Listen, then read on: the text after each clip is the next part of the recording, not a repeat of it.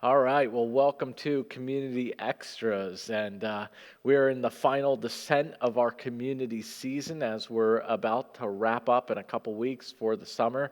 And really do, I know a lot of you guys love meeting together, but really do want to encourage you guys as we head into June to hit the pause button and take a rest. You may not realize this, but most of our leaders have been leading since before the pandemic, straight through the pandemic, up until now. And that's been so vital, as I don't think people even realize how many stories I've heard of people in community that community was their lifeline in the pandemic. It kept them mentally sound. It kept them emotionally, relationally. It was their like one real connection. I think most leaders have no idea how, I would use the language life-saving, what they did was for some people. And I cannot thank you enough. And that's why I really want to encourage you as we head into the summer to make sure to rest. Maybe get a barbecue or two on the calendar for the summer, but that's really it. Just connection, just fun, and excited for the fall as we're going to talk about how faith changes the world as we study Abraham. That's coming up, but first, rest. When we hit the pause at community season, really do want to encourage you.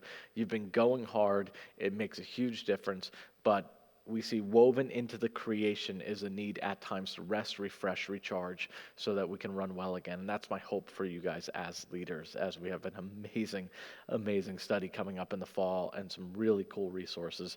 Excited to get in your hands for that.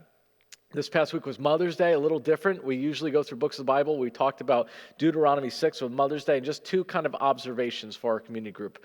First, we talked about how it's so easy, especially for moms, but for everyone, to get caught up in just the busyness, just the distraction, the competition that we all live in North Jersey, trying to be the best people and the best mothers we can be. And yet so much of that often happens wrongly or gets misplaced or gets out of order. And it tends to fry us if we're not careful.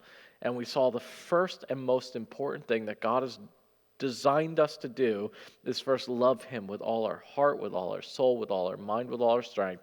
And we talked about how that needs to be the core of our rhythm. That needs to be our daily choice. And just a question for the group, how can we help each other do that? What are you doing? What have you found success in? Maybe just honestly, you've struggled for a little bit. How can the group help you? How can they pray for you? How can you help one another to make sure that is central, or everything else can just be distraction, busyness, anxiety, frustration, depression, just a nightmare? And then the second thing to just realize is not everyone is a mother, not everyone is a father, but we all should be people who long for spiritual legacy. That a Christian longs for multiplication. A Christian longs to see more and more people adopted into God's family. And in that way, whether we can physically be mothers and fathers is not as important as can we be spiritually mothers and fathers to people? Can we spiritually come over and help others to come to the knowledge of Christ? Come to saving faith and have an inheritance of people who come to know God. And maybe just a question, who did that for you?